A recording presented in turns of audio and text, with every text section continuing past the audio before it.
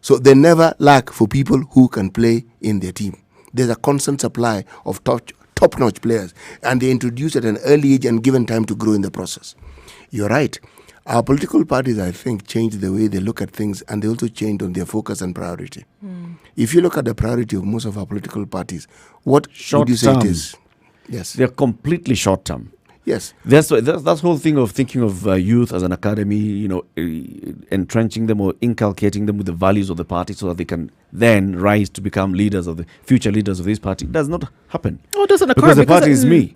After me, you guys will sort yourselves out. Because a lot of I am trying to point at one party, for example, that's ideology-based. And because of the fact that they're individual and it's personality politics that takes center stage, then it will be very difficult to find something upon which to peg the youth agenda, for example, and say, where are we going with this? If you don't have an ideology upon which they can be pegged in the first place, then what are you doing, really? If it's about an individual and it's about personality politics, then it's very difficult to bring in some of these other things, because what are you going to tell them is the driving factor for which you're asking them to join? Because we're interested in employment, because we're interested in development for the country. And if you don't have anything like that, it is then very difficult to bring anyone in, because really, in what space are they going to play? There's no space for them to play, so you won't involve them. Nothing. Yeah, at really, all. At all. The youth are basically just mere tools. Right. You are a vote. Yeah. Whereas and this is what you are. Go and bring your fellow youth to this political and rally. then that's it. I'm going to use you to go and disrupt that other person's political rally. Voila. Where in other countries, for example, you have parties that are ideology based, and so there's already a mechanism into which different sectors can plug into. Yep. And we know that this is the role that we are coming to play.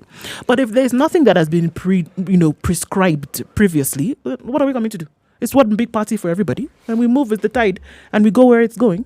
So there's nothing that we are following. There's no agenda. There's no recourse. There's no policy. There's no set anything. So then it's very difficult to recruit. What are you recruiting for? It brings me back to that political party's law, right? And the rules that we have for every political party to adhere to. These are some of the things that we must ensure are inculcated in this. So your political party, come clearly state your ideology. Second thing, let's see your organs and structures. If you don't have organs that allow for wholesome representation. You have youth, you have women, and this is a place of the youth. This is a place for the women. This is a place for persons living with disabilities. This is affirmative action, and this is what you're going to do. Identify people who are disadvantaged in the community and say, this is what we are going to do to make sure that they're also included in this party. That party should not be registered at all. Same thing we say, if you don't hold elections. So we know that now Kenya tells us that they had their elections 5 years ago. They're due for an election next year. Well, you can say, okay, you guys had your election, fine. You went and filed in returns and said you had your election, fine. You're a national political party. How many other people knew about it? Was it only open to the members of this party? We can keep asking those questions. When a political party comes and tells us that they've had their elections, Secretary General of Amani is going to come here. If you ask him today, Amani was formed just the other day. Has it had elections? Who are the leaders? Are they interim? Are they not? Jubilee is supposed to be having the elections next month. We said here, this election, likelihood of it happening is 50-50. It's still 50-50. Parties and their leadership. Well, the argument I think that would be put forth is the maturity of politics in this country and the political systems we have, which are represented by our parties.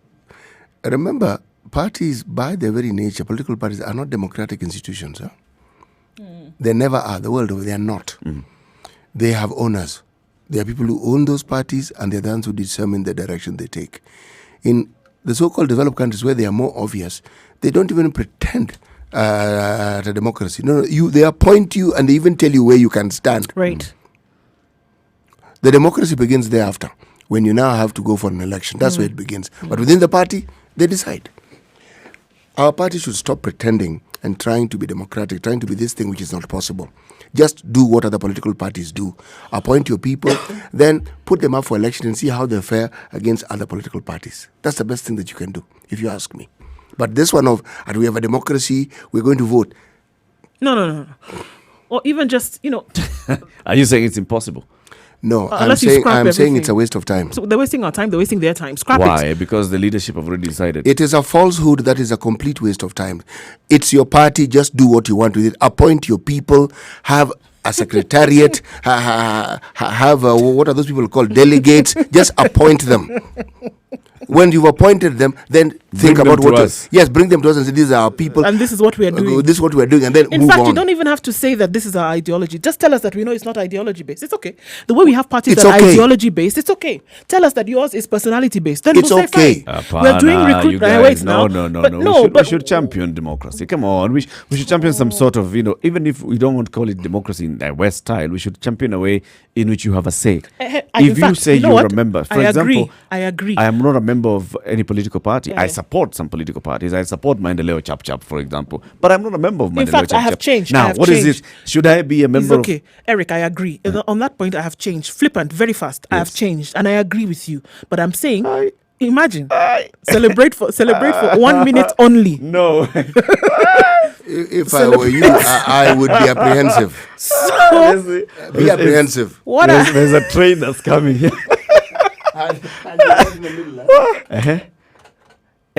What I am saying, I agree. Number 2, tell us what it is. Don't come here pretending that it's one thing and it is not. You're misleading people. Don't call it democratic because it is not. Don't say that it is a democracy and this is what we're trying to do. This is Be what we open. believe in. Just say this is what it is. We are trying to form a development agenda for the country. It's okay. Tell us that that is what your political party is after. Yep. That is very all right. Yep. But don't come and tell us that it is democracy. We're doing funds drive. What did you call those people that they come and bring many of them? Called delegates. Delegates. That you come and bring many people. All of us are going to vote. Fill a stadium. No, just say, I want to be president of the country and I feel that I have enough clout. All of you rally around me and we are forming a party. Don't call it a democracy and don't say that we are looking towards the elements of democracy for this country because that is not what it has been over time. Define it. Demarcate the ground. Let us know what we're dealing with. It's high time we have people being told the truth. Don't shroud it in all this kind of ambiguity and use big But words if to you tell cannot us take care of democracy. these and two the other thing. marginalized groups, Leave if it you alone. cannot take care of women and youth in your political party and show us how you intend to then involve don't have a them, political party. don't have a political party. Don't get registered. 17 minutes past 8 o'clock. In the Situation Room, we've got, of course, coverage. People are already seated at the Kabarak grounds. The body is being awaited at the Kabarak airstrip. It has already left Lee Funeral Home via Wilson Airport. It's already on the way. So we're waiting for that to happen. We'll be giving you updates, of course, as this happens and as it continues. Let's first of all take a look at the weather. Good morning.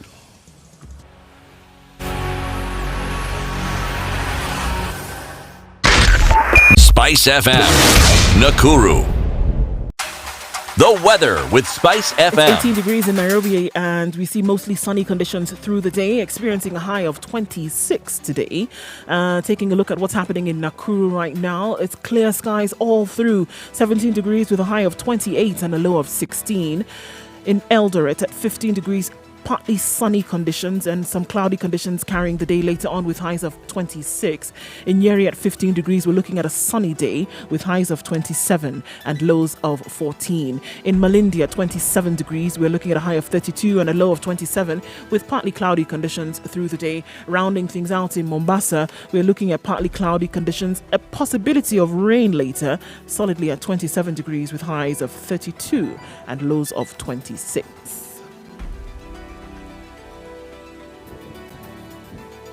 So here we go. This is unbelievable. FM, Nairobi. Mature, intelligent talk every morning. Spice up yourself.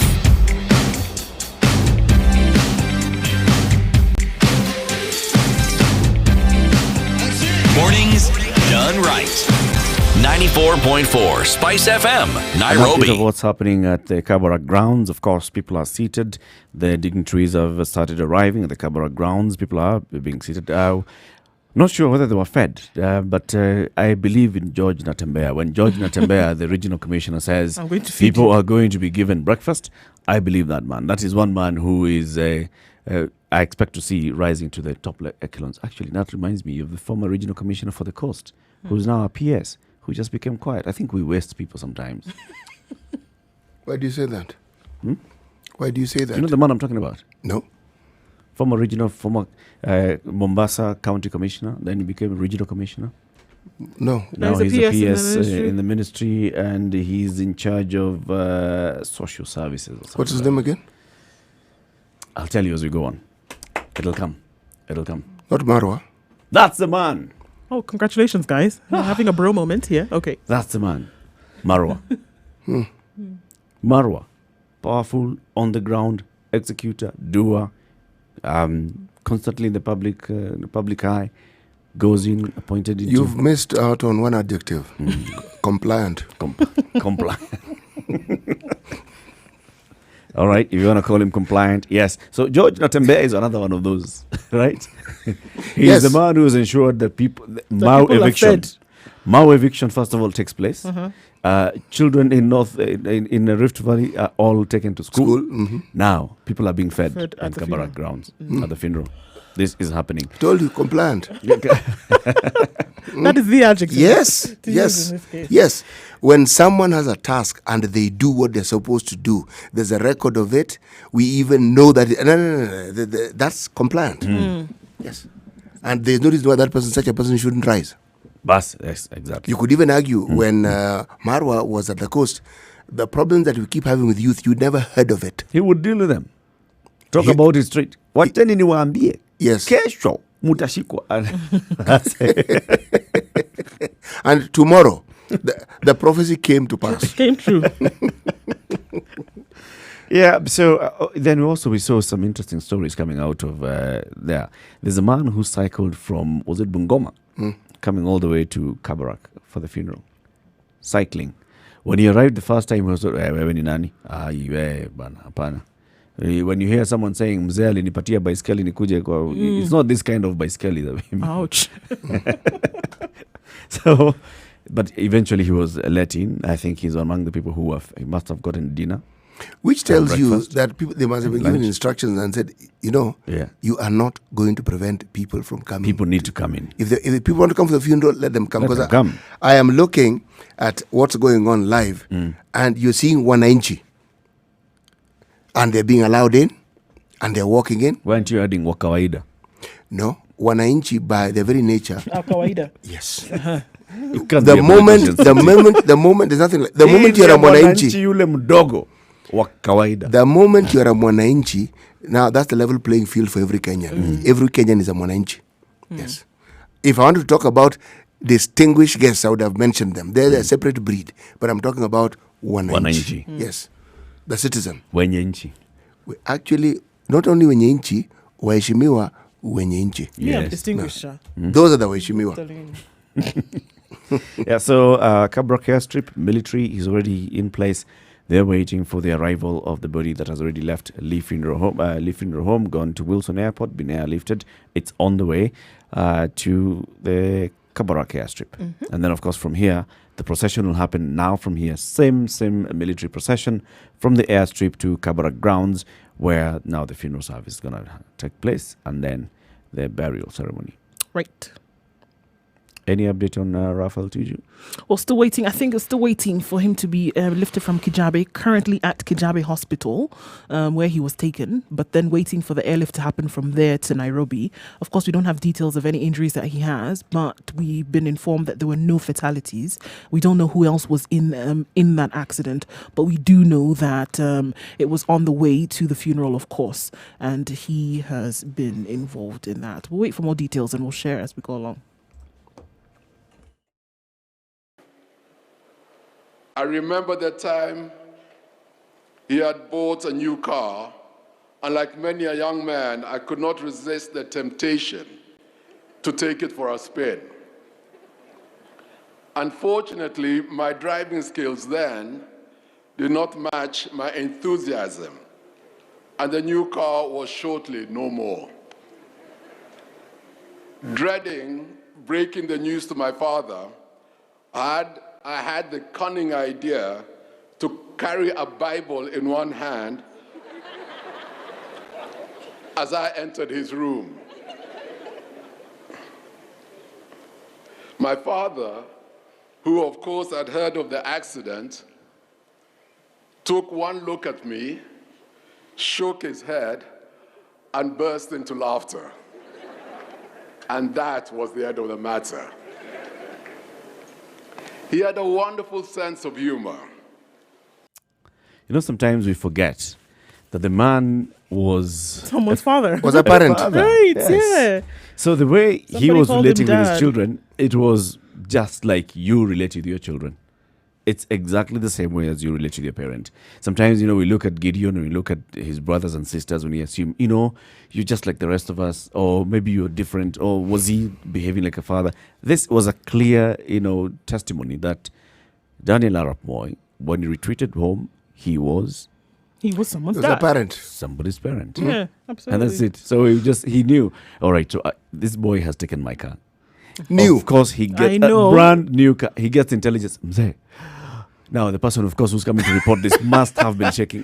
First of all, how Did happen? How, how do you did allow? this car leave my compound? One. Now, secondly, this guy went and got an accident. What if anything else had happened? So you're coming now to report. Can you imagine the guy who went to report? Mzee,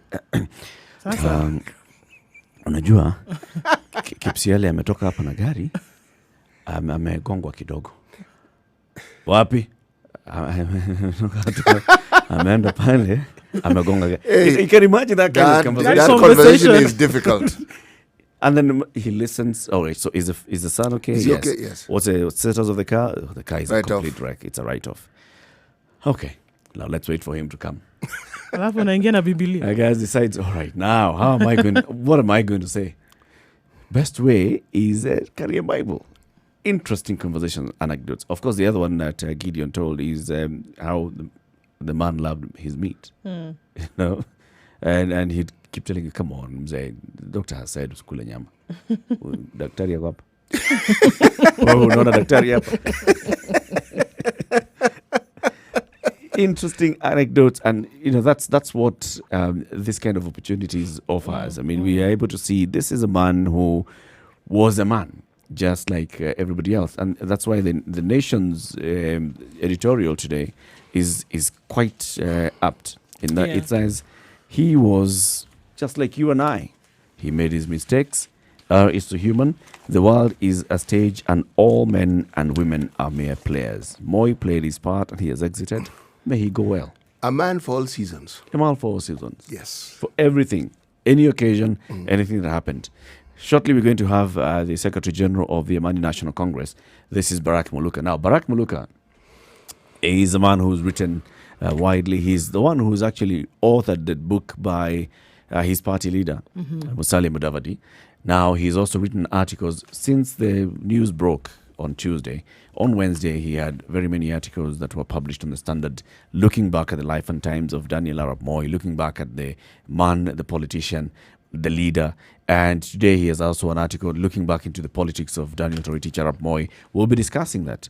Moi has been called giraffe. Moi has been called the professor of politics. Moi has been called very many things when it comes to politics. From that moment when he was called in 1955, apparently, I'm seeing it in the story today, that people who had been shortlisted to join the Ledge Corps in 1955 were supposed to go for an interview. None of them turned up. And Cabernet. So these guys in the interview are wondering, sasa atufanya nini? And think someone says there's a teacher down the road, maybe we could consider him. Yeah. Send for the teacher. Teacher comes, sits down, is interviewed. Next, Ledge Corps. From that point on until 2002, never left the Kenya legislature. Big stories and big things that happened. Definitely many interesting things that without this occurrence, you would not have been able to know really some of the intricacies of what was happening in the country at that time politically. And of course, then the agenda then that was set as a result of all of this. Of course, looking at other stories that, of course, came out. And I think one of the things that I've seen through this the last couple of days is this whole education thing. And I think in terms of leaving a legacy, we've talked about legacies that presidents leave over time. And I think, of course, goes without saying that education is one that's going to stand out very clearly for the late Daniel Arap Moi in terms of what he was able to do, in terms of initiatives and agenda that he set to make sure that, there are facilities for proper education, not just in one place, but, around the country. So I think that definitely does stand out for me. Right? You know what I find interesting, though, when I talk about the president being a man for all seasons, this is what becomes of a person who is the same person but many things to different people. If you're talking about him being the president, well, those who were in cabinet with him and only knew him as a politician knew him as one thing. Then there were those who were his friends. Those who had been in public service and probably who were his friends long before he became vice president and eventual president. This is the truth about leaders. They are as many things as there are people who know them. And it's not that it's a different person or that he's a chameleon or that he changes. No. Different situations dictate that he presents himself as a certain type of person. Because he can't be the same person he is to his constituents as he is to, say, the cabinet that he worked with. But yeah, something struck a chord with me as you said that, CT, and it's just that, about his friends, because a lot of people in this position, you don't often think that they do have friends, right? But there are people who knew him intimately and, as somebody that he would be able to share a conversation with, share a meal with over time and talk about, some of the challenges that he would face as a human being. Because I think there's a human element or human factor that we kind of remove from an individual who is at this position, right? 24 years as a president of Kenya, so many things having been said about him, so many terrible experiences that people had under him, so many wonderful experiences that others had under him. But he was a human being at the end of the day. And, like you say, he meant different things to different people. And I just thought about his friends and whom they must have been, his crew that he hung around with and shared or swapped stories. His boys' club. But there you go. I'm sure there was. And even then, you'd find there are different categories. Yeah. As you said, there are people he probably grew up with. Yeah. We never get to know them, but there are people he talks to, the people For who sure. visited him. Yeah. Because remember, this is or a that man. he would go to visit and hang yes, out. Yeah. he visited people, by the way. Yeah. He did. Yeah. He went to visit, he would sit. So even his friends knew him, but his friends' children also knew him because they saw him. It was a culture that is people visited each other. And then remember, every weekend this man retreated to his home in Kabarak. Do you know the people who went to visit him? No. But he must have received all sorts of people. And there are people whom he expected to see him there. Or even people that he hung out with after the presidency was over. And they said, okay, now's our time to do those things that we never did when I was president. Now, we can be. But of significance. Come we chill. Yes. Yeah. Let's take a look at traffic and then come back with the conversation. 28 minutes to 9 o'clock. Good morning.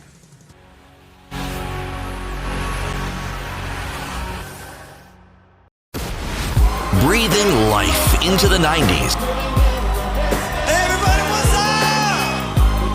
94.4 Spice FM, Nairobi.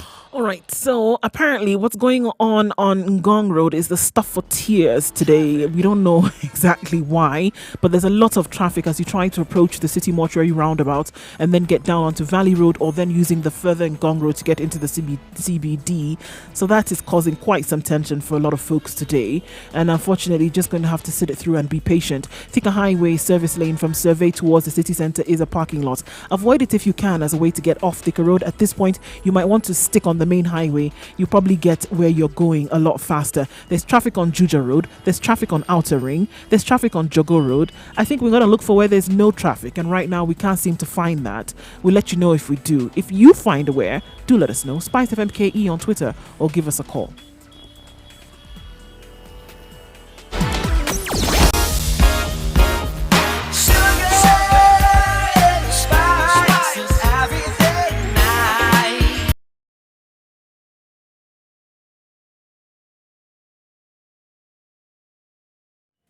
Dignitaries have already started arriving at the Kabarak grounds. Wananchi waheshimiwa watukufu, wananchi wenye nchi wa kawaida have also arrived and they are seated at the Kabarak grounds.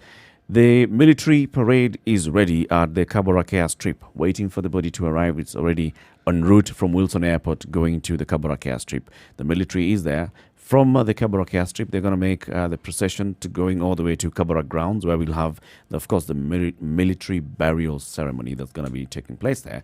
And then afterwards, we'll have the 19 gun salute that's going to be done when the body has already been put on the ground, right? So this is what's happening there. Bring you updates of what's happening in Kabarak from the airstrip to the Kabarak grounds and when the ceremony begins.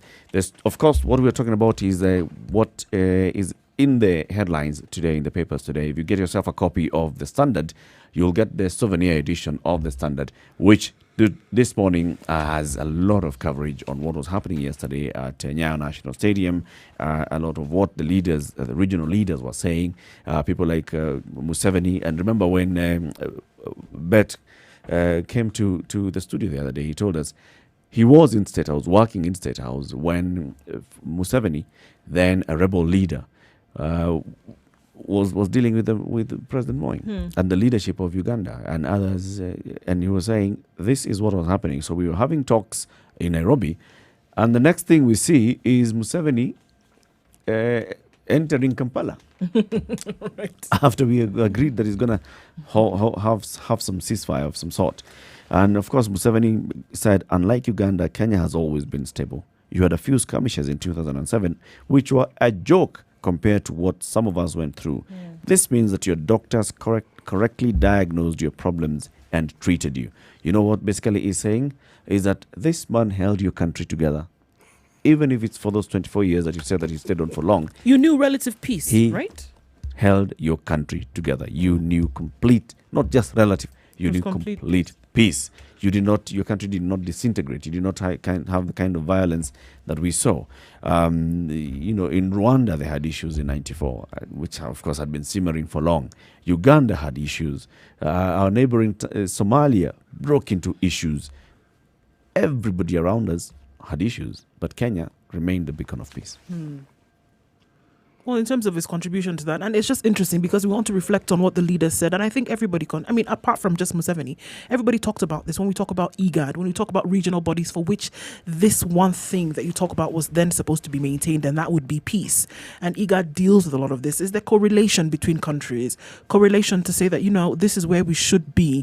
This is how we need to open up things like trade in our bilateral, multilateral talks. These are the things that we should be aiming for. And he championed a lot of this. And I think, like I said, I don't think that there was anybody who got up yesterday to speak. If you just look at the leaders from around the region, from Tanzania to Uganda to Ethiopia and Rwanda, who spoke and said, you know what, and even Tanzania, of course, with the message read on behalf of Magufuli, and to say that, this is what we remember, that there was always the talk within the country for peace, love and unity, but that talk was also beyond the borders of Kenya to the countries that surrounded, and said, you know what, this is what we should actually be in unison. We should try to make sure that whatever we do, we are not in a position of, conflict. And for sure, everybody outside remembers that. When you are in a country whereby it is volatile or there is conflict, it's not somewhere you want to be. It is not a good place to see. To have to build up from scratch or to even live in a position where there's constant conflict. It's not a joke what's happening in Sudan. It's not a joke what has been happening in South Sudan. It's not a joke what happened in Rwanda. And for somebody to be able to maintain that within a country, through whichever way he was able to do it, it's something that I think ought to be recognized at a time where everybody around you literally was in conflict. The path of criticism is an easy path. Oh, it is. It's the easier path. Yes, all you do is wait for someone to actually do something, and then you offer an opinion, or you offer an analysis, or you offer criticism. That's not difficult at all. But to actually understand, even as you're offering your contribution via the medium of criticism, what it is that must have gone on for those things that you're criticizing or talking about to have happened. If you talk about Moi, the politicians, and you're talking about the politics of the time, you really must give it perspective. You have to give it perspective. Otherwise, you will actually miss out completely. For instance, we've talked about the pressure that was at that particular time brought to bear on the Moi government from the World Bank, from IMF. And for a period of like 10 years, there was no money coming into the country. That was the truth of the matter. Now, if you don't take that reality into consideration and you consider that around that same time, Uganda was the darling of the West. A complete darling of the West. After Museveni came in and they settled down, there's nothing Museveni could do wrong. But they are always that way inclined. When Kagame came into power, that was the same mantra. Yes. Then somewhere along the line, when you seem to have grown your own teeth, suddenly they want to tell you what to do, and you're saying, no. I don't think that's what I'm going to do, because this is what I believe my country needs. suddenly you become a pariah. We talked earlier on about Omar al-Bashir. Bashir was not always the demon that he was painted out to be. No. There was a time even that very West considered him to be a very good leader. Why do you think his stranglehold on South Sudan lasted for as long as it did? Yeah. If the West had He opposed... had support. Of course he had support. But when somehow the West realized that certain things need to change in their favor, not that suddenly they wanted... Not that suddenly they cared about Sudan. No. It wasn't that. But they realized that this benefit that they had been receiving could be received through other avenues and also at the same time make themselves look good. Yeah. Suddenly, there was a change of discourse. Where do you think, for instance, a country like Southern Sudan, who are at war for on and off for close to 50 years, where do you think they got ammunition from? Of course, I mean They want to manufacture it. We talk about the arms trade; it's a huge. Yeah, and they we know which powers were involved. Were they in that, manufacturing the arms? The answer is no, they were Of course not. So where do you think they got it from? Of course not. Yes. Were those countries aware that this is happening? Of course they were. Of course they were. Of course. Yes. And where do you think they were using, which country do you think they were using as a conduit to get arms to South Sudan? This one. Kenya, of course. Exactly. So this is politics. It's a game. There are ways in which you must understand how the game is actually played. Now, if you don't understand it, then you will actually give an analysis and you'll give a critique that misses the point absolutely and completely. If you look at the politics of Africa, you cannot look at the politics of Africa and not talk about the interference of the West. It's not possible. And you also cannot understand the politics of this continent. The two must go hand in hand. They go hand in hand in whichever way you want to look at it. If you look at this country, for instance, Kenya, one of the reasons why you find, one, there are so many agencies that represent the West in this particular country. Do you really think that they're going to sit by and actually watch the political climate and the political brinkmanship and gamesmanship in the country just go on without their say-so? The answer is no, they cannot. Why? Because they have interests. And if they feel someone will support their interest, they will support you. If they don't feel you will support their interest. Remember, this very same West were the very people who the president and the deputy riled against bitterly. They had the harshest things to say about America and Britain. Harshest. Look at politics at play. Right now, the African-UK conference. We are at the forefront. We are the darlings with whom people are being, who are being negotiated with and spoken to in the most pleasant and the most soothing of terms. That's politics. Courtship. Yes, it's just simple, plain politics. It's not that someone is bad or good. No. There's an interest that is being served and we will help bring about to fruition that interest. So we have to be promised things. We have to be told pleasant things. We are being quoted in the best way possible. Do you see them doing the same for Burundi? No. Because what are you offering them? Do you see them doing the same thing for Somalia? No. So, again, when you look at a man who traversed these things at the time when the planet we live in was actually divided, you have to argue and you have to come to the conclusion that, this man understood something about politics that most of his peers did not understand. Because he had peers on the continent and they were fumbling and stumbling along. He tripped once or twice. In some cases, even seemed to fumble. But then he righted himself. Now that is a mark of a true statesman and a man who understands his game. And continued and left. The thing is, he left the job. There's a book called Africa, Dispatches from a Fragile Continent by Blaine Harden. This man was completely critical of African leaders. But when it came to Kenya, he said, in comparison to its East African neighbors, Kenya is an island of sanity. Ethiopia to the north is starved by Marxism and bleeding from civil war. Uganda to the west is stunted from 2 decades of ethnic killing. Tanzania to the south is struggling to recover from a failed brand of African nationalism that specialized in production of gaping potholes and pandemic apathy. Why? Right? But then, here is Kenya, which is the beacon of peace. So he's basically just saying, he's very critical, but when it came to Kenya, he said, well, this country is actually being held together. It's being held together. It does not have the kind of chaos that we are seeing in the neighboring countries. What I think, Eric, used to, puzzle our friends in the West. They didn't expect an African to run his country and for it to actually move smoothly. It didn't only puzzle them, it upset them. Because the idea was, in the absence of their support or direct support, you should fail. Now, that's what Moi proved. He didn't fail without their support. He actually thrived. This was the whole point. So you find, why is it... So they had to find a way of... Yes. Remember the narrative that the West has always had about us is that essentially we are painted as a failed state even before you've started.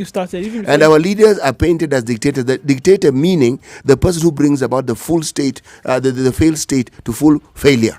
Okay? And there is hardly anything that an African leader would do if it doesn't conform to what they think is the right way that would actually be given any positive comment. No. It had to be negative. So when someone defies that, you have to think of terms and ways of making sure that person is painted in the worst possible light. Remember, we're talking about the coronavirus and asking the question, okay, we understand virus exists, tick, as you put it in. We also understand it started in Wuhan, tick. We understand Wuhan is in China, tick. Okay. So why is it that this particular virus decided to rear its head during a very important season in the Chinese calendar? Why? This amount of attention that is being given, yes, we've surpassed 1,000 dead, but mostly again in Wuhan. Why is it that this amount of attention? What is it about this virus that we haven't been told and is known? And then there's a twist. China is lying to us, Americans. China is not telling us this. Suddenly, everything that comes from China is contaminated. Everything. It's all bad. Manufacturing is coming to a halt because of the virus. People, I have never seen an advisory like this one here. No one is traveling to China. And anyone coming from China is not allowed to come in. Not allowed to come here. Isn't it a bit much? An really? entire blockade of a country. No, I mean, seriously, isn't it a bit much? We'll continue this conversation shortly. Let me just give you an update of what's happening at Kabarak. So the helicopter that left Wilson Airport has arrived at the Kabarak airstrip.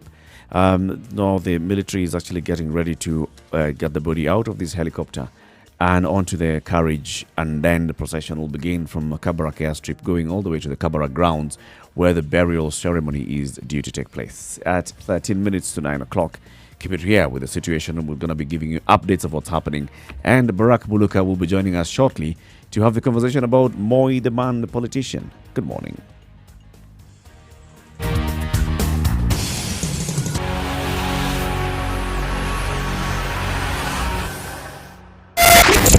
.9 Spice FM, Mombasa. Breathing life into the 90s. 94.4 Spice FM, Nairobi. Mature, intelligent talk every morning. Spice up yourself.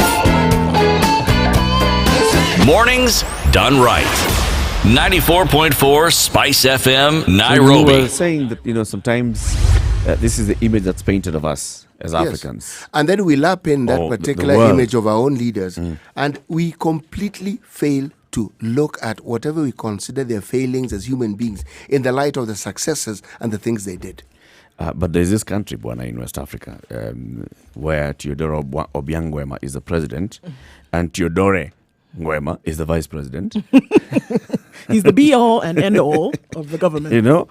And the French court has actually said, no, this man needs to pay 3.2 billion shillings equivalent yeah. because of what he has done. Basically, plunder of the country. Eric, the French have decided he should pay. And the French are deciding that my point. And where is the money? It's in France. It's in France. Yes. Now, Eric, the point I'm allow making us to here, take from this money that of yours that we are keeping. I was actually referring to a regular human being who ascends to the position of president. I wasn't talking about a deity. Okay?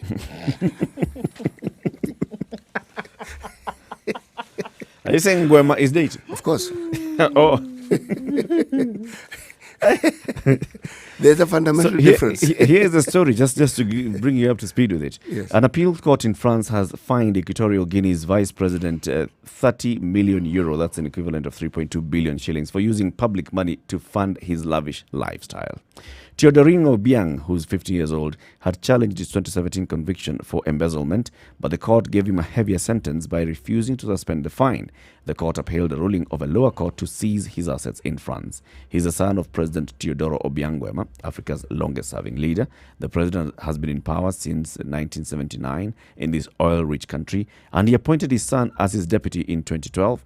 The case against the Obiang was triggered by anti-corruption campaign group Transparency International and a similar non-government organization called Sherpa. Obiang denied the charges, saying his wealth had come from legitimate sources. Of course, Of course, it's always legitimate. No, but look, folks, the country belongs to him. That's what I'm saying. It's legitimate. So the oil It is belongs his to country. him. It is his country. So It what his is oil. this big deal? So this France poke nosing, I don't understand. Of course, I do understand because they want to control. Is that we talked about? Can they just not let the man enjoy the wealth? Eh? 3 minutes ago, we After talked all, about he's the fact. investing in their country. Like this one. In between 2000 and 2011, Obiang acquired a collection of luxury assets and properties in France, including a 25 million euro, that's a 2.7 billion shilling mansion. 2.7 billion shilling mansions. This is equivalent And they allowed him to buy it. So look here. What is actually peppering them is that if they had It's been the ones, transparency that has bred these issues. if they had been the ones to control that oil money and then do whatever they wanted to do it on the other side, do you think you'd be hearing all this noise that you're hearing now? No, the point here is this money was acquired in collusion with some of these governments. And why they But feel now that they should have a that control over it this is because matter the is- oil Image, factor, image, the image. oil Image. factor Image, cannot be image. left out. Because Image, this matter is image. now getting some other international attention, so you Yes. want to be seen to be The slapping poverty of the rich. citizenry. Slap the rich. Suddenly you care the rich, about the that. lavish man. The lavish Why do you lifestyle think, of a certain why do number you of think individuals. Isabella dos Santos is having a problem right now? Slap on the wrist. Why? Suddenly they know that this money that she has wasn't quite what it. Suddenly And they know. investments They are in didn't know European before. And the capitals. yes, exactly. They didn't know and the before. people managing this money are banks which are within the boundaries of those same countries in Europe. Yep. The firms that are now turning witnesses are people. Come on, Suddenly. suddenly. Obiang also owned 18 luxury cars, Only. artwork, jewelry, and designer fashion. The court found the fate of the mansion is unclear because his lawyer has filed an appeal with the International Court of Justice, arguing that it should be offered the same protection as a diplomatic building. And you're a deity. You know, if you This is my country. My house is, belongs to the states. But think about it. Remember, we had a discussion with the Swiss government, and we signed some understanding that they would help repatriate money that was in their country that allegedly had been illegally gotten, isn't it? Have you ever heard anything about it since we signed and there was this understanding? But let's leave our understanding of it. There is no country in the world that doesn't have citizens who representatively have taken money to that part of the world, or Austria. Everybody has. Yes, exactly. And even if they haven't, then we have Jersey. There's Jersey. Yes. There's Monaco. Yes, there's Malta. There are all these places where you can take money. Yep. And any of these spots that we speak of, are they owned by Africans? No. Nope. Are they owned by Asians? No. Nope. So, Willing buyer, willing seller now. now, They knew. this hypocrisy must be understood is a currency that is used in politics. Okay? In politics, it's even considered acceptable. If you're in a position of power, then no one actually questions you.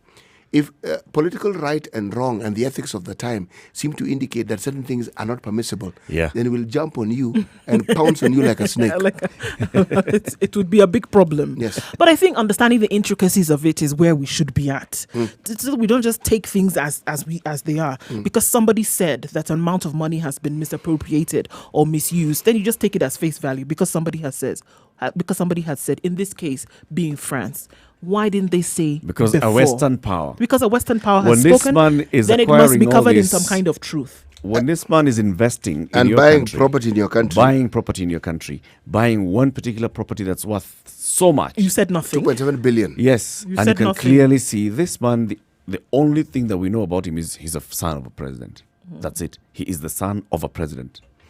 You cannot actually look and see, we can account, okay, he got into this, he's a successful business person, but then he's been investing in all these things. And now, because Transparency International and other NGOs are making noise, you say, oh, okay, yeah. Actually, in fact, we should fine him. We're going to take you to court. And we should fine him. Come on. Hypocrisy of the highest order. This is it. This is just It's an acceptable currency in politics. completely annoying. And this is where it gets... No, it shouldn't be. Shouldn't be annoying? No, it shouldn't. It's something you should understand. We should understand it. Yeah, But not Look. accepted. But not accepted. well, that's also up to you. Well, I mean, no, I think for the longest time, why this has continued to be perpetuated is that it has been accepted as a normal way of doing things. And I think the time has come whereby you say, you know what, we actually realize what's going on, folks, and not necessarily that we're going to take it sitting down or lying down All for right. that matter. Is it wrong for political leaders to dish out money? Depends on where they got the money from. It doesn't really matter, really, does it? Does the money know where it has come from? What do you The mean, money does the no. money know? I'm being Seriously. facetious. Money is inanimate. It doesn't care. It doesn't even know that it's money. Just so that you understand. But the money that should have been used for something else, for Answer that same example. question. Of course, you're asking that question with an answer in mind. What's your answer? Is it wrong for a politician to dish out money? Precisely. I don't think it's either right or wrong. It's Neither his here money. nor If there. he wishes to dish it out, he can dish it out as he sees fit. What if it's not his? Now that's the thing. How do you know it isn't his? How do you determine it isn't his? He has the money. He's dishing it out. My point is Are precisely you asking this. about money in his possession No, or his money? There's a point I'm trying to say here. You cannot dish out money if you don't have happy recipients. There have to be people who are willing to take it in for you to be able to dish it out. If you thought that they wouldn't accept it, you wouldn't give it. You wouldn't give it out. Precisely. Now, if you know they're happy recipients, then it makes it possible for you to give it out. But more importantly is the influence that money has. So it's a tool. It's not just money. So at what point does it become wrong or right? This is what I was saying. There are certain things that if you're going to understand politics, especially ours, you simply need to see it for what it is. Don't moralize it. Okay. Our guest is in the studio now. Barack Muluka, good morning. Morning, Eric. How are you? Salama kabisa. Thank you very much for joining us. Good to be with you, this distinguished forum. I listen to you. Happy to be here. for a Thank you so change. much for joining us. Thank you. Asante, welcome to our studios. You've had a cup of tea. You okay? Indeed. Yeah. You know, today is the day of the burial of the former president, and just like George Natembea, the Rift Valley Lord, here Regional we go. Commissioner, we are ensuring that all our guests have had breakfast. Very good. That's very kind of you. You've written a lot about the former president. You have, of course, read a lot about the former president as well. You've experienced the leadership of the former president. And today you're here so we can talk about the politics of the former president, him as the politician that he was and the politician that he has been, and his reign over those 24 years as a politician, head of the country. Of course, he was in politics for much longer than that. We'll be discussing that. Also, you're the Secretary General of Amani National Congress. So a bit, just tell us about Amani for just 1.5 minutes. Amani is alive and well. One of course, the main political parties in the country today. Certainly not the giant, but we are preparing to take over in another 2 years' time. Oh, that's your strategy. In 2 years' time, Amani. It's our expectation. You are not in politics to just sit there and watch. It's not football that you are observing from the... From the stands. Understand? Yes. It's not an escort service where you sort of like follow others and say, okay. Hello. We knew Amani in 2017. When was Amani formed? 2015. In 2015. In May. All right. So we're going to be 5 years old in a couple of months' time. When are you due for elections? Maybe in May. Around your birthday. This year. Yeah. Okay. All right, so we'll talk about that as well shortly when we go into the break. The former president, Daniel Arap Moi's body has arrived at Kabarak airstrip. Like I told you, the helicopter has arrived. The body has already been removed from the helicopter. The military is now preparing to put it onto the gun carriage. The soldiers are lined up. The church leaders are also there. Then from here, it's going to be a procession that By goes the way, all our the way. international visitors are also there. Huh? Our international visitors. Yes, they're there. The ones that were missing yesterday, have they come? No. No, I haven't. I'm seeing the ones I saw yesterday. Okay, same ones. Yes.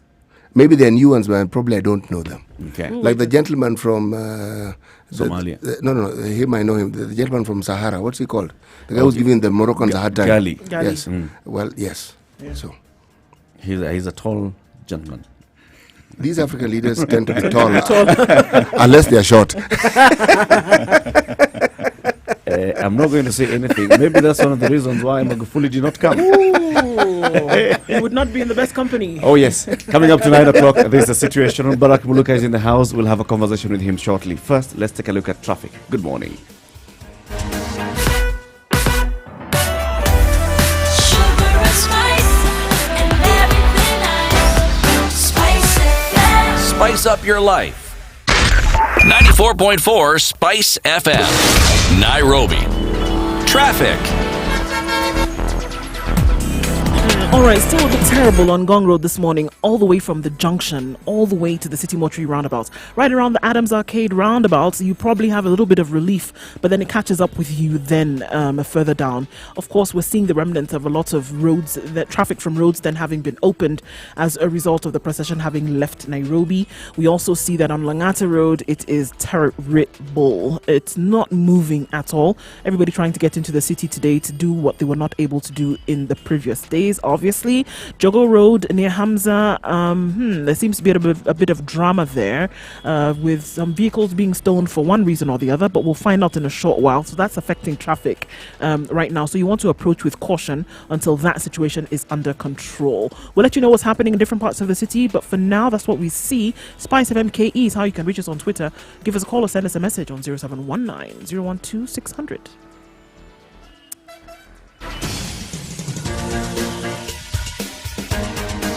This is The Situation Room, the home of hard-hitting political commentary and penetrating insights about the state of the nation. This is a talk radio experience like no other. The Situation Room, a place for hard truths, debates, and elevated conversations. The Situation Room, witty, political, engaging, deep, controversial. In the room, we have C.T. Muga, researcher, academic, seasoned political observer, a fountain of wisdom in these politically uncertain times. Ndu Oko, Nigerian by birth, Kenyan by choice, communications expert, Pan-Africanist, a truth seeker and believer in people power, and Eric Latin, agent provocateur, the man in the chair, seasoned journalist, news hound, a man who believes in punching up, not down. This is The Situation Room, the only way to start your day. We are countrywide, indeed. We are worldwide on www.spicefm.co.ke. We live stream the show as well on Facebook and Twitter and YouTube at SpiceFMKE. In Nairobi, we are on 94.4, 87.9 in Mombasa, 102.5 in Kisumu, 96.7 in Eldoret, 90.9 in Nyeri, 97.7 in Malindi. And those who are following us from Kabarak and the environs of Nakuru, 96.0. Joining us for this hour on the hot seat is Barack Muluka. He is the Secretary General of Amani National Congress. I hope the city is not hot. We hope it doesn't get hot. For now. Just keep hoping. I don't want to burn. The heat is coming up. So, Barack, you've written an article in today's Nation, Standard. And you're talking about the giraffe of politics. Of course, Moiha was referred to as the giraffe, the professor of politics, very many things, Baba Tukunyuma yako. How would you describe him, just as a way of introduction? Of course, that particular imagery was by Jaramogi Oginga Odinga in 1993, just when his party ODM, not ODM, Ford Kenya. Ford Kenya was seeking cooperation, as they called it at that time, with KANU. And he referred to President Moi as a giraffe, and he told him that he could see further than any one of them.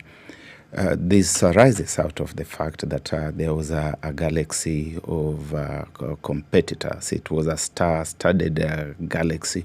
You had people like Tom Mboya, you had people like Njoroge Mungai, you had Charles Njonjo himself. You had a plethora of other political heavyweights, and many of them, as I say in that particular piece, tried to outshine each other in the dazzle of passing sunshine. And Moi always seemed to stay in the shadows, in spite of the fact that he was the one gentleman who was only a heartbeat away from the presidency. And he probably saw way beyond everybody else by knowing that this place was overcrowded. He was kind of like the goal scorer who always remains in the shadows and finds just the right moment to place the ball in the net. Just waiting to get the pass, the right pass at the right time. He just finds the ball kind of lingering somewhere near the goal mouth, and he's wondering what it's doing there, and hammers it. But looking at those years, Barack, was it strategy, or was it just, he was aware of what was happening around him, and so he just decided, okay, there's nothing much I can do. These guys are louder. They have an ear of the president. They have much more that they can do. And let me just take a back seat. And then he was a child of chance. You could be right, Eric. I think these things really are a hybrid of various circumstances. You can never quite say it was this one thing that made all the difference. Sometimes some people just happen to be in the right place at the right time. And together with their own initiative, there could be other happenings that then push them in the right direction. If you look at the way in which he joined politics in 1955, after 9 years of teaching career, we are told that he had not even been shortlisted among the people who are going to be interviewed by an all-white panel in Cabernet to represent Rift Valley in the Legislative Council at that time. And when they failed to show up, time was running out. And so the panel had to find someone. And that's when the local chief said to them that, why don't you try to talk to this teacher across there? Those who claim to own the institutional memory say that they found him in the playground wearing PE tunics, and he was taking the kids through a PE lesson, and he took the interview actually clad in PE. He asked them, they say, whether he should go home and change into something a little more presentable. Home, of course, was on the compound because the teachers lived on the compound. And he was told, no, this is far too urgent. So from the playground into the political arena, and the rest has been history. If you look at the subsequent years, Eric, you see a situation where a fairly reserved and self-effacing individual does not even appear to be part of the struggle to succeed Jomo Kenyatta. People are thinking about Tom Mboya. He bites the bullet, literally. They're thinking of James Gichuru, who had stepped down for Jomo Kenyatta a couple of times, but he gets into a lifestyle that eventually precludes him from being part of that competition. There is the populist James Kariuki, as you correctly mentioned, and they eliminate him. I think if you straight out your neck, they chopped it. And Moi stayed in the shadows. He made the right friendships with people like Charles Njonjo, like Geoffrey Karithi, like James Kanyotu, and people in the provincial administration. And they kind of made sure that they midwifed the process very well. They basically just shielded him all the way. All the way. Perhaps some of them with their own intentions. I was about to ask that. Maybe some of them just said, all right, so we can have this. Just the same thing I'm thinking. When you describe the way he got into LegCo, in my mind, I'm just thinking this Mzungu panel just sat there and they thought, okay, you guys, we need to pick one of these guys. It's anybody. Just so bring whoever is. We're looking at the future. Do I need to go home? Do I need to go and change? No, just come. So on record, there was an interview. It took place, and you were identified. You were selected. That's how come you ended up in the LegCo. Right. So with that, being considered, would he ever then have been in that position if he was not on the compound at that time teaching PE? You have to ask. They certainly had to get somebody. Remember that there was agitation for African representation, that you would want to go right back to 1923, when African agitation led to the promulgation or the coming up of what was called the Devonshire White Paper, 1923. And while Arabs, Asians, and the whites had representatives in the Legislative Council, they said that the Africans would be represented by a bishop. I think the first bishop was Bishop Owen, who was himself a white and who could not represent African interests, in spite of the fact that the Devonshire White Paper states famously that Kenya is basically an African country, and whenever the interests of the African people should come into conflict with the interests of the rest of the communities, the interests of the Africans should take precedence. That was not happening. Very beautiful paper. Yeah. Very beautiful paper. Of course, it didn't take precedence. And that's what I was saying. So here we are. These guys are feeling we need to fill up this slot. We need to check the box. And there's this token black man. No, there had been a certain J.T. Ole Tameno, who was representing the Rift Valley. And I think they say he had lifestyle challenges, so we don't need to elaborate on that particularly. No, you may need to. No. Read your history. So in 1955, J.T. Ole Tameno had lifestyle challenges. Yes, he did.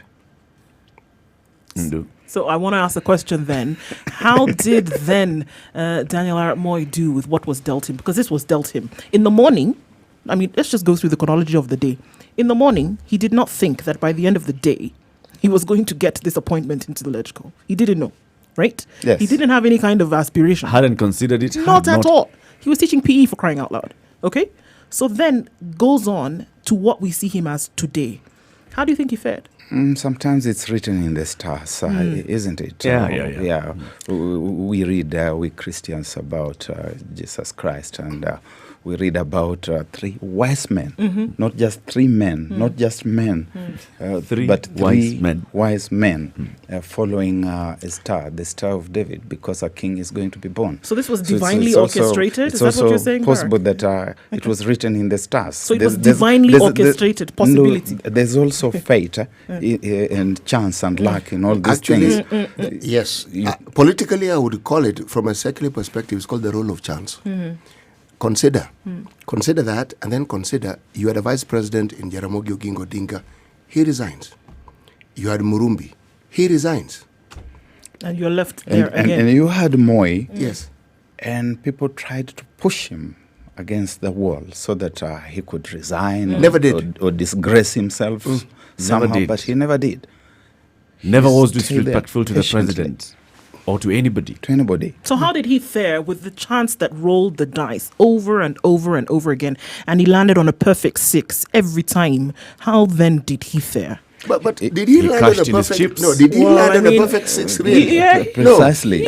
No. Here in these cases where we say, look, Barack said it now. Hold on. I am saying he made the 6. He didn't land on it. Oh, here we go. Barack said it. Barack said a few minutes ago that it seemed that over time he was the striker that kind of waited in the shadows, and then the ball was presented for him, and all that was required was then for him to hammer it into the net. Right? That's several occasions. That's not the same thing as landing or rolling the 6 each time. No, it does turn up once in a while, and you also have to be a little bit calculating, and I think that's what Jaramogi basically meant when he said when the rest of us were scrambling around the ball. You've seen that even in rugby. There are people who are scrambling all over the ball, and someone takes it and runs away. Runs away with it. So how did he fare then with all of this? How did he fare over time? You have to give it to his patience. The networks that he built across the country, and close to the center of power where it mattered. It doesn't really matter much that there may have been people who are seeing him as, and in fact, I think it's the people who helped him to get to power who must have seen him as a passing cloud, leave alone the ones who proclaimed in the open that this is a passing cloud. Because how do you explain that between 1978 and 1983, those are how many years? 5 years? 5 years, yeah. 5 years. The most critical people who had helped to pave his way to power had fallen out. Stanley Oloitiptip, who had been the person taking signatures in Parliament, he said he had taken 98 out of 158 members of Parliament. 98 had signed his memorandum of confidence in the vice president. He was out, and he refused to leave without power. Muga, you remember? There was Gigi Karaoke, who was out. There was Charles Njonjo, he was out. Of course, Geoffrey Karidi had reached retirement age in 1979. That still doesn't matter if we look at the grain of history. People who have reached retirement age Have been recycled. But he was out.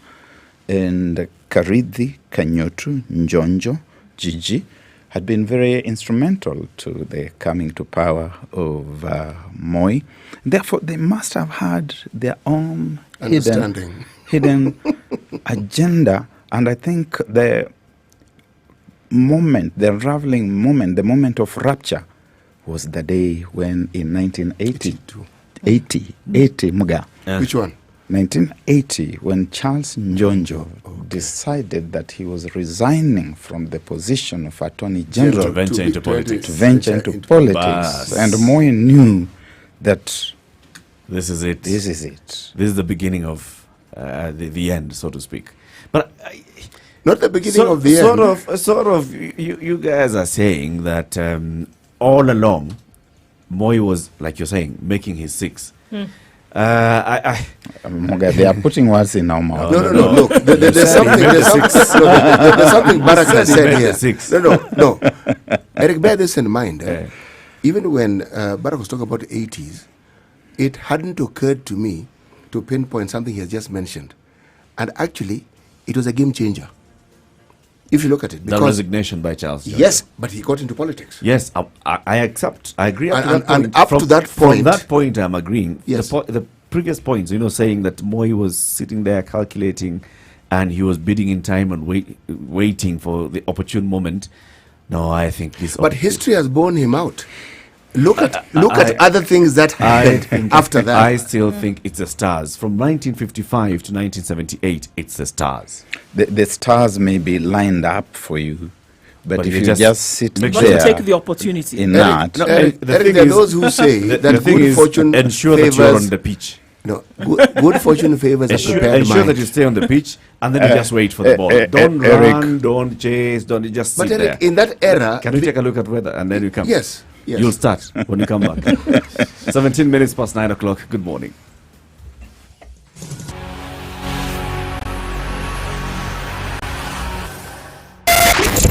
.9 Spice FM, Mombasa. The weather with Spice FM. It's going to be a mostly sunny day in Nairobi today, currently at 21 degrees. We're looking at a high of 28 and a low of 16. Taking a look at what's going on in Nakuru, 19 degrees, mostly clear and sunny day with highs of 28 and lows of 15 and partly cloudy conditions taking the day later on. In Eldoret at 17 degrees, mostly sunny day, and we're going to see highs of 25. In Nyeri at 21 degrees, it's a sunny day as well. Partly cloudy conditions follow later with highs of 27.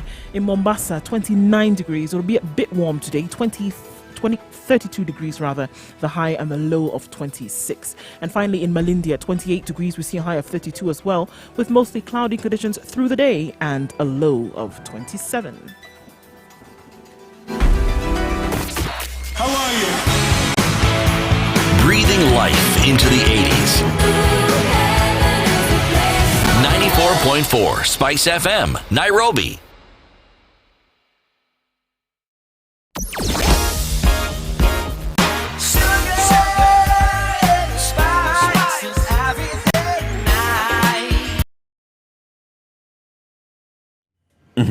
The uniqueness of the time, Eric, was that the era you speak of was an era of equals.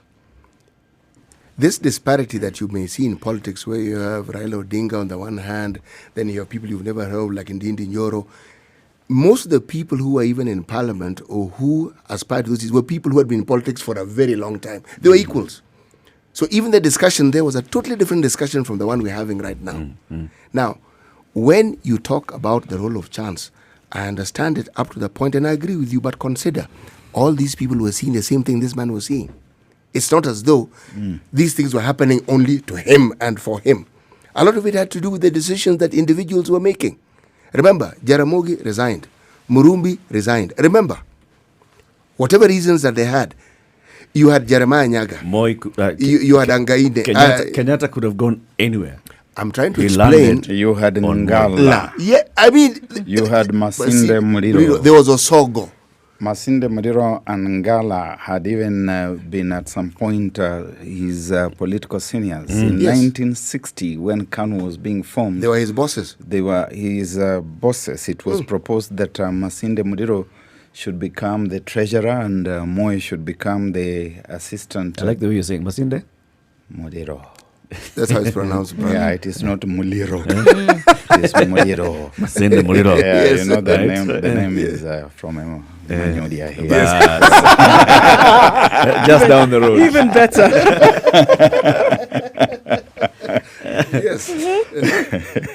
So they were his seniors, and that's what I'm saying. So Kenyatta could have picked either of those guys, but here is where the perfect six lands. Moi again. Moi wakes up, goes to teach his pupils. Moi takes the pupils out for PE. Oh, jump up and down at ease, lad, at ease. Then someone Muzungu comes, chief. Come boss, and attend the Let's interview. go for an interview. Do I need to go? What interview for what? You come. Let's go straight. But Eric, take it further into the future and talk about multi-party politics. Talk about the detentions. Talk about, first of all, the people Moi released from detention. And then talk about even people he put into detention and what he did. Moi made a point of talking to these people one-on-one.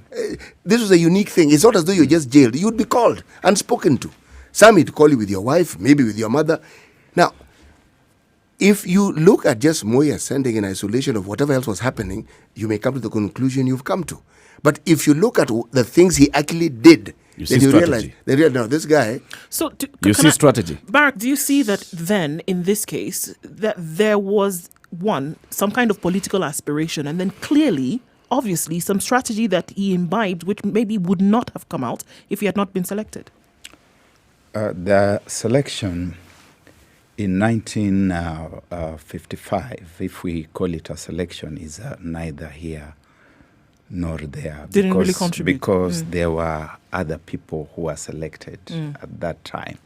In fact, he found other people who had preceded him. the other Africans who were in the Who Legico. were already in the Legico. Yes. And it also bears pointing out that in 1957, there was an election, a competitive election, and he competed for the Rift Valley and went on to win. That is not the rolling of the dice. Other people who had been there, for example, if you look at Central, there had been Eliud Mathu, and Eliud Mathu had been, in fact, the first African Into the Legico. Legico. But in 1957, Mate defeated him.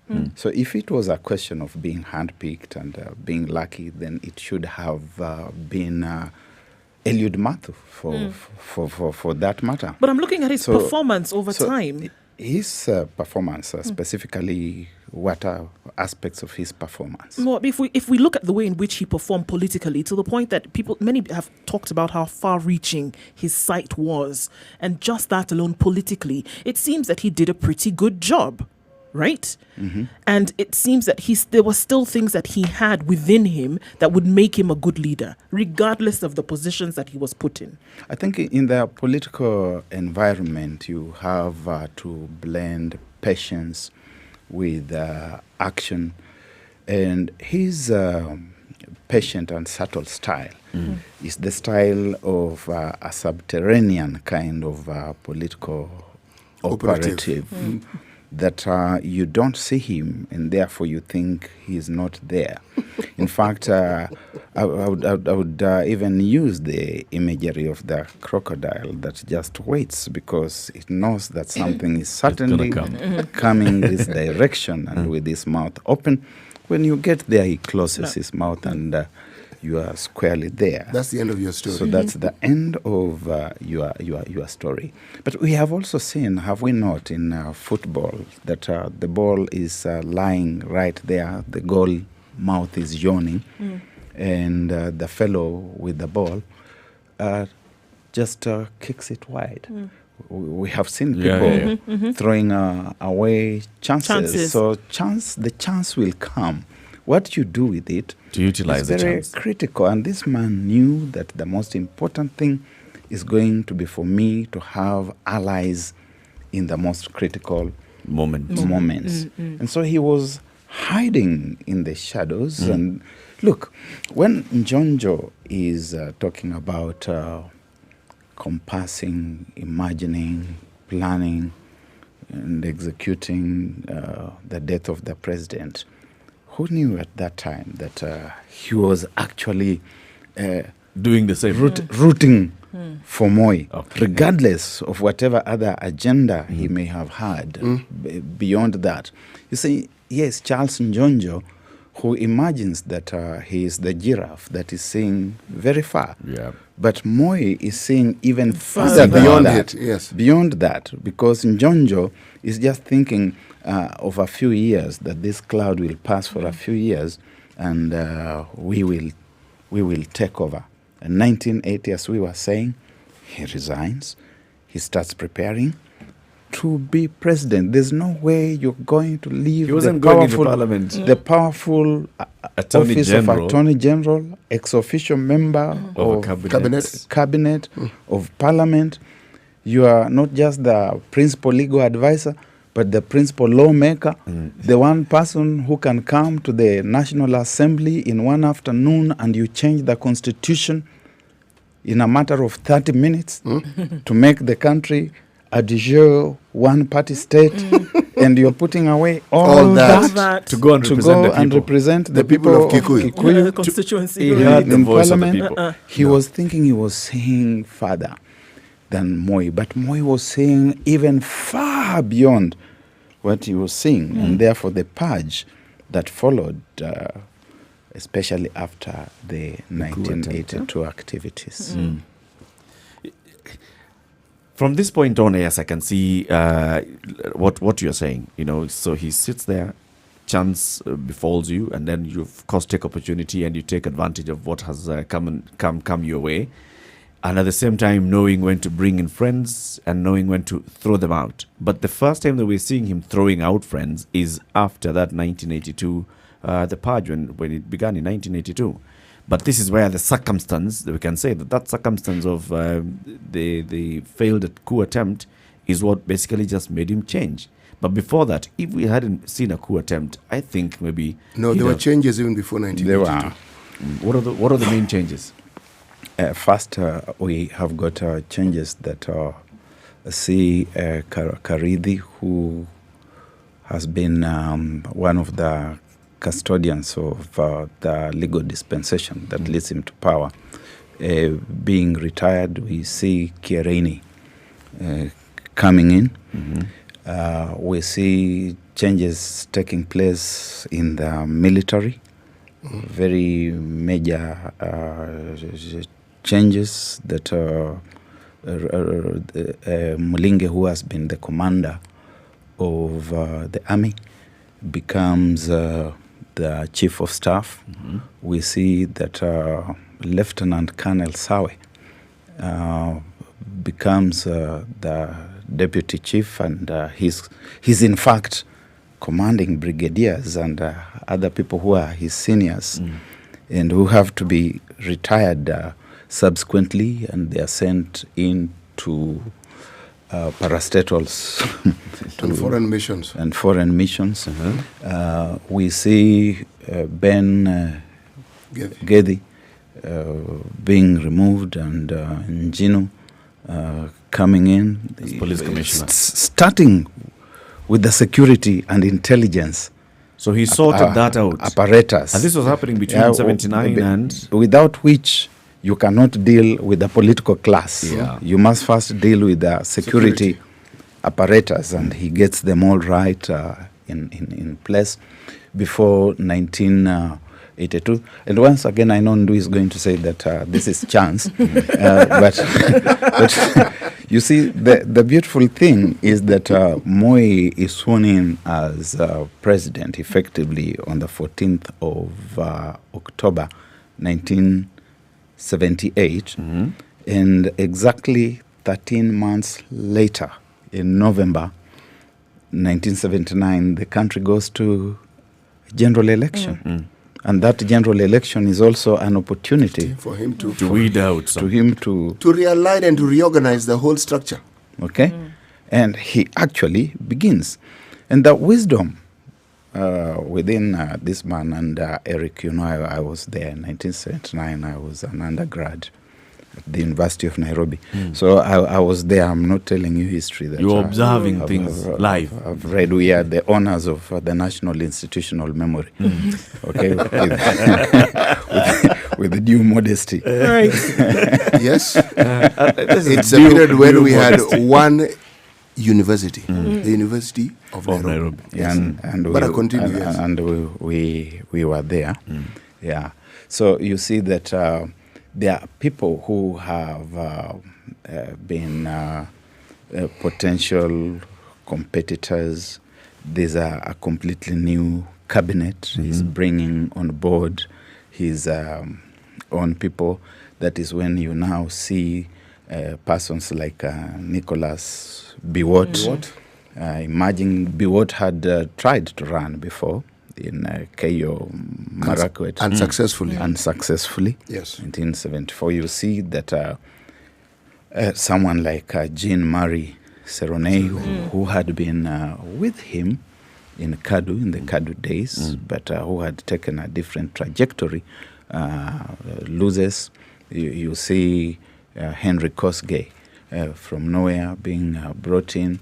You see Moses Mudavadi taking up a very powerful role in the government, first as Minister for Basic Education, later on Water Development and local government, but with lots of powers.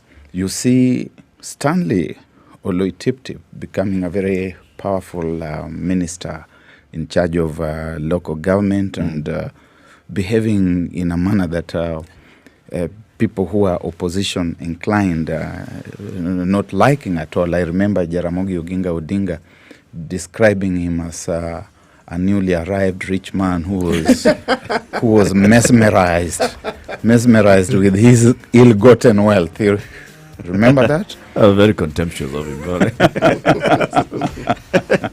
Yeah, watu hawajui mali, they're coming to behave here like, there's ustaarabu. We shall continue this conversation shortly.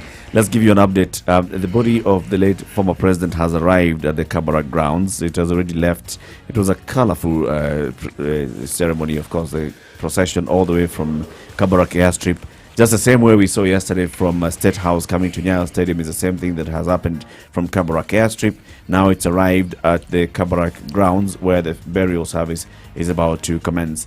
This is the Situation Room. It's Kenya's biggest conversation. We'll give you updates of that, what's happening there, as well as looking at Moi, the politician, in the studio, Barack Muluka, the man who, with all modesty, due modesty, was there when these things were happening. Good morning. Is everybody all right? Fantastic. Spice FM. Traffic. All right. Likoni Road, we see some issues there now going into the greater industrial area as well. Trying to get into and out of the city is going to be a little bit difficult coming out of there as well. We still have the same situation on Gong Road. Traffic is snaking along very slowly. Thika Road also trying to get us to the Globe Cinema roundabout, not as quickly as you thought it would. let's see what it looks like. But for now, this is what we see. That Ngongoro is still giving us some problems. No traffic on Mombasa Road today. It's fantastic.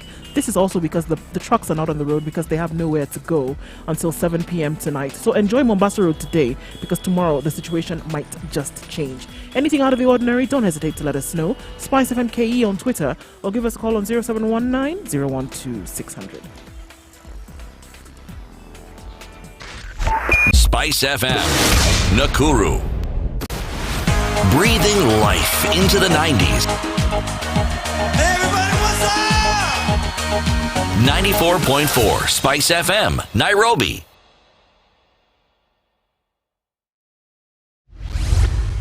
Mature, intelligent talk every morning. Spice up yourself. Mornings done right. 94.4 Spice FM, Nairobi. So the custodians of institutional memory, we have two of them in the studio. Then we've got two students. Are you denying a place in this? Oh no! I'm just absorbing it. You know that, but you understand that Eric is going to use that term for the next 1 month. You know that he's going to be golden. Especially when he has forgotten something. One of the things that gets a bit tricky with all the freedoms we enjoy in Kenya, I'm not sure which one he's actually trying to implement now. So I'll give him a pass. You enjoy the freedom, Eric. I think so. So the custodians have given us, just a bit of a rundown. So the former vice president becomes president, and a year down after being sworn in, there's an election. And you're saying that he used that election to sort of ensure that there was proper alignment of people around him. It was actually a realignment if you looked at it, because it brought about a change. What had previously been there and which he sort of like abided by for the 13 months changed. So if you talk about change, there was change. In fact, one of the most critical things was, for instance, that while the cabinet became bigger, most of the functions were taken to the office of the president. Of the presidency. For example, we had the Ministry of Defense, which was then under James Gishuru. It now came under the office of the president. The president. That you had all these things to do with home affairs, intelligence, and whatever, all coming under the office of the president. And we started now seeing the growth of this phenomenon of having 3-4 different permanent secretaries in one ministry. And they were being manned or womaned by the right person who was completely well aligned, Nyayo aligned. We see that political maestros of yesteryear, people like Jackson Angaine, are being sidelined. We see that James Gishuru is starting to play a very marginal role, and he fades out eventually. You see completely new faces, people like Robert Matano, who are now coming on board. And you start seeing something that appears like Kadu being reincarnated into Kanu. What? And for the longest time, actually, Kadu was in charge, not just in terms of the helmsmanship and what surrounded it, but even in terms of the ideology that in the early 80s to mid-80s, we even have this notion of the district focus as the focus for development. That's devolution. And which was basically devolution. Right. As another disguised way of attempting to go back to It's the ideals of Kadu that are basically just being brought in. And so you're saying for those years that Moi was vice president, 12, 13 years, he was just sitting there with a strategy in place. He had a script. He was not just sitting with a strategy. He was walking the strategy. In politics, you don't sit. Just sit there. And have you ever heard of a river being still? A river is never still. Otherwise, it's a river. It's it's either a constant pond. movement. Yes, It's a pond. yes, but The ocean is Or calling. stagnant water. However you want to. yes, There's an ocean pulling it somewhere. Yes. All right. So this is it, the political destiny of this particular leader. So there was a script that he was actually writing, and yeah. he takes over in 1978, and immediately script Act 1. Go. No. You are wrong, Eric. The script began a lot earlier. It's not like you're just going to wait Act 1. No, it's not a series. It's not a movie. It's not a movie. Episode 1. No. Season 1, episode 1. Remember, movies have drama that's supposed to make it interesting.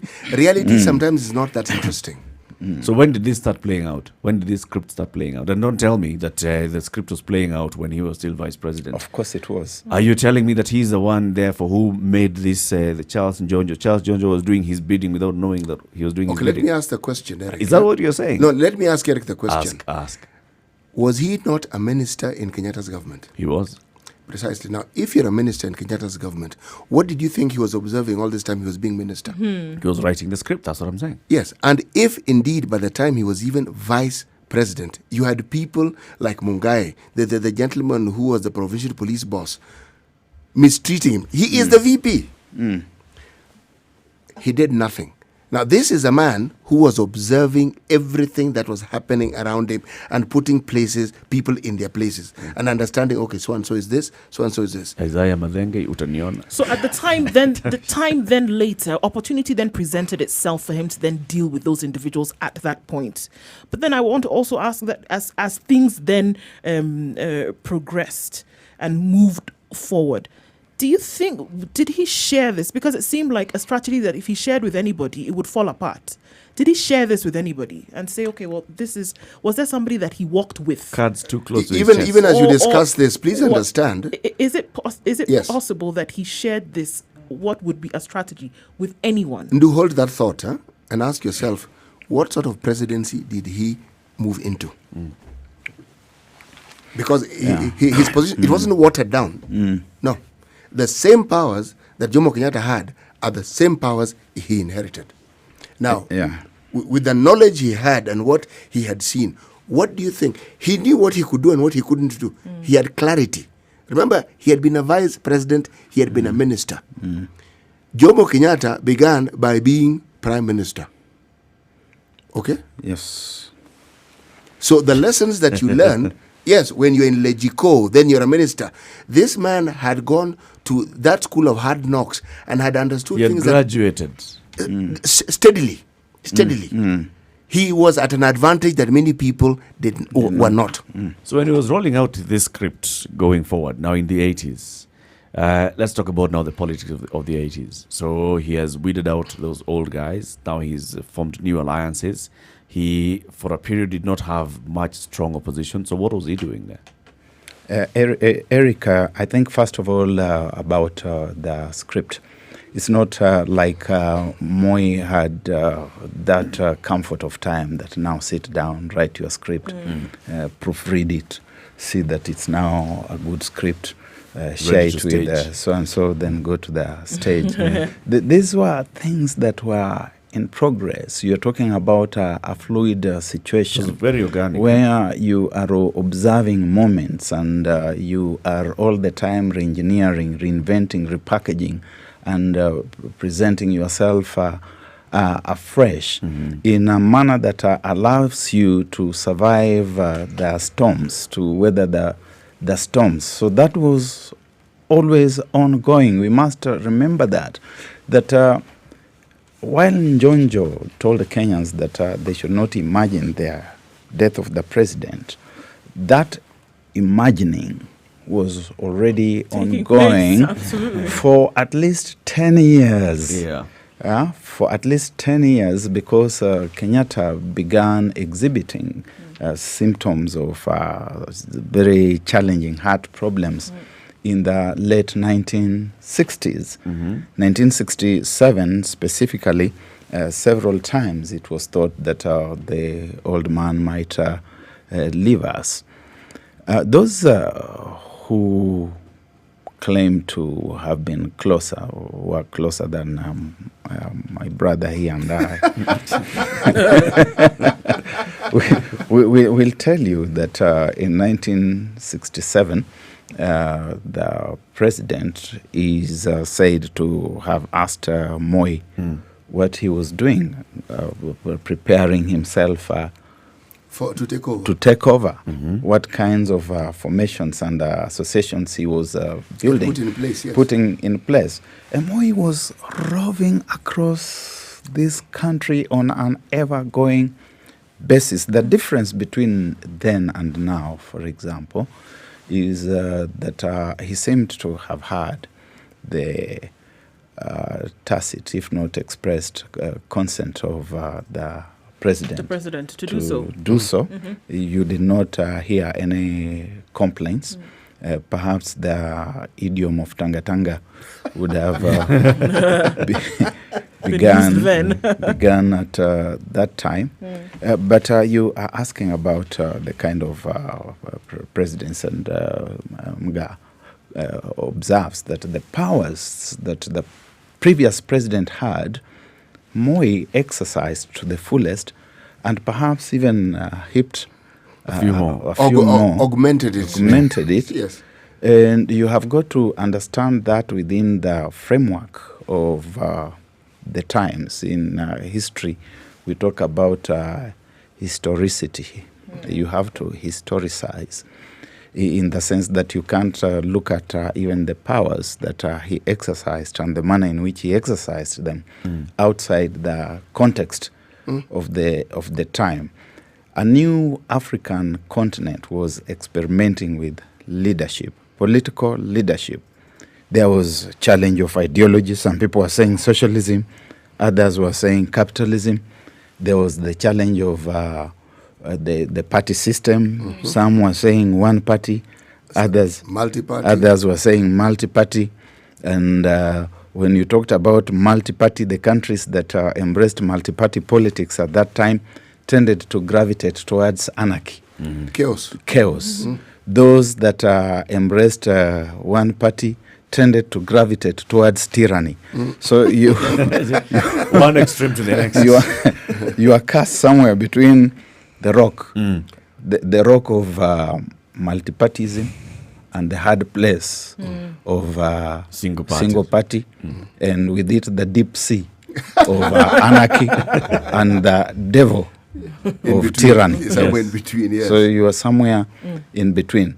And countries like Kenya found it safe for the longest time to say they were multi-party democracies, when in effect, In practice, there was only one party. party. Until that day when we introduced Section 2A. And with hindsight, and one is not trying to be a historical revisionist or to apologize for Moi, but the stability that came with that was very important. That's why we are able to bury one president. There's another retired president around. There is a sitting president. What stability of introducing we are Section doing 2A? all these, not just of introducing Section 2A, the firmness of hand, which sometimes bordered on the heavy, but which was the necessary kind of price that we had to pay. Just to hear this forward. In the studio this morning, Barack Muluka. He is Secretary General of Mali National Congress. He also is, shall we call you a political historian of a political writer, yes, but also with the kind of history that you have, we shall call you historian. You're looking for terminology of mean repute. Meaning, yes, he's someone to be reckoned with. Yes, to be reckoned with. The man from Emunulia. Yes, the land of chicken. The land of chicken. He's in the studio. 12 minutes to 10 o'clock, we're having that conversation. What's happening at Kabarak grounds right now is the body has arrived at Kabarak grounds and the burial service is beginning. So now we have choirs entertaining and then the burial ceremony will commence. Good morning. Let's take a short break and then the conversation continues.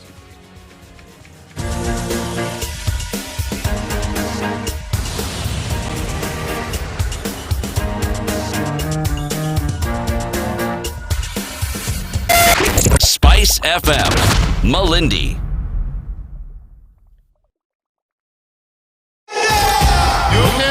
Intelligent humor and nostalgic music. If you wanna be with me, baby, there's a price to pay.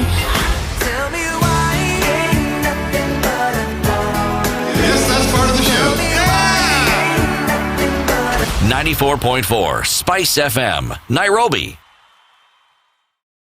Mature, intelligent talk every morning. Spice up yourself.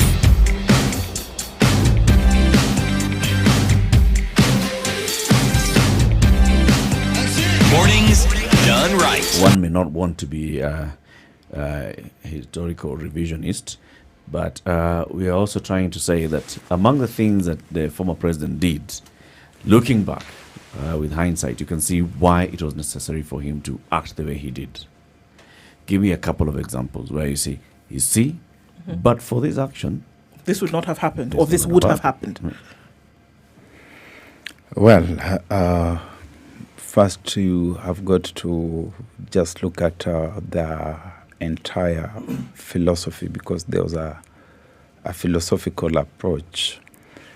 Plato may not quite recognize it as a philosophy as such, but you had this whole notion of Nyayo, which I think was couched in deliberate ambiguity. Because when we started off as Nyayo, we were talking about walking in the footsteps of Jomo Kenyatta. Implying no deviation. No deviation. Continuity. Yes. So that continuity would, in the fullness of time, redefine itself as walking the straight and narrow path. At some point, it evolved in such notions as love, peace, and unity, but without the underlying ingredient of justice and fair play. You did not all the time discern that things had been done in just and fair manner, in which today you still find yourself so many years later coming up with bridge building initiatives that are interrogating that past. But the Nyayo thing, therefore, became a disciplinarian, kind of heavy-handed purging arrangement. That you have got the KANU disciplinary committee of David Okiki Amayo in the 1980s, and which starts clamping down very heavily on certain individuals. Alternative voices. I am one for plurality of voices. I think the more voices, the merrier, and as Chairman Mao used to say without practicing it, let a million flowers blossom. Blossom, right. We did not allow a million flowers to blossom. We cannot quite say what may or may not have happened if Moi had not clamped down upon people. I do not agree to the detention without a trial that was taking place, the introduction of Section 2A, the abolition of political pluralism, therefore the KANU clearing of candidates for elections that was rampant in that season. Remember 1979, we woke up to read the headline, Anyona and ex-KPU barred. They were not allowed to participate in the elections. A few years later, we had Jaramogi apparently being rehabilitated. I think it must have been in 81, when the MP for Bondo at that time resigned his seat from Parliament. A gentleman called Ougo. Ougo, so that So Jaramogi can get Jaramogi could get in. And because Jaramogi said certain uncomplimentary things about Jomo Kenyatta. That put paid to it instantly. Yes. There were all those things. And the purging that did take place, unfortunately, generated an element of fear, which was unhealthy, of course. But within that context of us being afraid, and I don't think that people should be made afraid, we were able to gravitate through that landscape up to the time that the Iron Curtain Well, in the east came down. And by that time, I think there was a critical population that could come out to agitate for healthy multi-party democracy. Unfortunately, some of the things that Moi spoke of at that time have come to pass, that the political parties which some of us claim to run basically accumulations of individuals around ethnic formations without yep. I like exception. the term ethnic formations. Ethnic formations. Not tribal. Around around individuals. He's the Secretary General of a party. Ethnic There's some is- words he will Will not not use. use. Ethnic is much wider because it brings on board certain cultural dimensions that tribal may not See, be I told bringing you. on There board. was a reason he was And, using that. and when you say tribal, we all understand that. You narrow it. Yes. That- Ethnicity gives you a broader perspective.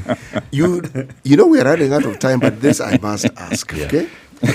Mudavadi's book, Yes, Soaring Above. which I partook in. Yes. Now, it, according to a certain gentleman by the name of Ibrahim Oruko, it raised quite a storm. I have not read the book. Okay, I have read excerpts from it, but there were people who were very critical of it. Now, some Raila is quoted as saying that Mudavadi had lapses of memory. Sally Kosgei, Dr. Sally Kosgei, is quoted as saying that it was that Mudavadi is a great writer of fiction. Quoted as saying, okay, now, that's what I have read. And that's what people have said. What say you? Okay, so you are actually perpetuating hearsay Yes. on national radio, Yes, I am. and it's good that you accept. But you also accept that there is such a notion as the gospel truth. Yes. The gospel truth. Yes. And the gospel truth derives the nomenclature from the Bible. The Bible. Because the four gospels of the Bible are supposed to be incontrovertible truth. But when you read Matthew, you find Matthew says things differently from Mark. Yes. And Mark reports the same situations differently from Luke. And John is completely different. And in fact, in Christendom, there's such a notion as the synoptic gospels, which are the first three, and yet there are contradictions in them about certain things which were thought to have been said, for example, in Mark, as happening in Galilee, and which John. John does not even cover at all. In fact, John brings on board things which are not found anywhere at all. With the other three. With the other three. Yes. So those who have been there and are around and they know the truth differently, let them render their own truth. But Ibrahim Oruko, there are people who are on sponsored mobility. And I don't take them seriously. Wow. Wind assisted. That is one out. One knockout. Second, Yeah, so beyond that, I think we have told our truth, nothing but the truth, and so help us God. God. And if you have your own version of the truth, You're welcome to bring it forward. The space is there. That's right. You can the write. printing presses are still there. I have not seen them come out to contradict the critical things. I expected people to talk about Goldenberg, the things that Mudavadi says about Goldenberg, that this is how it happened. It happened. They have not said anything about it. I expected them to talk about the liberalization of the economy, the claims that he makes that this was his contribution, his participation, the transport sector, the agricultural sector. I expected people to talk about that. And I think it's also vainglorious of persons around Odinga and even himself to claim that a book of 444 pages mentioning him in diverse places on about 16 or so pages is about him. Look, if the kitchen is too hot, you get out of it. You cannot occupy public space within certain periods of time. There are things happening, and you expect that you are not going to be mentioned. So it's not about him. It isn't. It isn't about him. Thank you very much, Barack Muluka, for coming. You know, every time I'm saying Barack, the next word, of course, that comes to mind is, Barack Obama. He just comes from Kogelo here, from the other side, which is just down the road and from Emmanuel. And they don't have chicken. And they don't have chicken. They have a lot of fish, so we meet in Yala. And the man from Emmanuel, Barack Muluka, thank you very much for joining us. We'll invite you again now this time to talk about the politics of ANC, Very good. politics of BBI, going forward into 2022, and what we expect to see you, of course, from your party leader, and why you have decided now you've been oscillating. You've moved from ODM, you've moved into Raila presidency. Now you're campaigning for Musalia Mudavadi. Why not you? That's the question. That's the first question. Bear that in mind. Come prepared with an answer. Thank you very much for joining us for today. And of course, join us again tomorrow, 6 a.m. to 10 a.m. What's happening now at Kabarak grounds is that the service has started. Choirs are singing, and the president and all the dignitaries are there, and the body has already arrived. Daniel Toroitich Arap Moi, President of the Republic of Kenya between 1978 and 2002, born in 1924, died last week on the 4th of February 2020. Wananchi na sisi tu ni wadhamini yao. Tafadhali muwe na principle ya kuamini yale mnayoamini. Hiyo kitawasaidia. Nasema haya kwa sababu nitaondoka kwa siasa ya moto, mimi kwa raia mwema.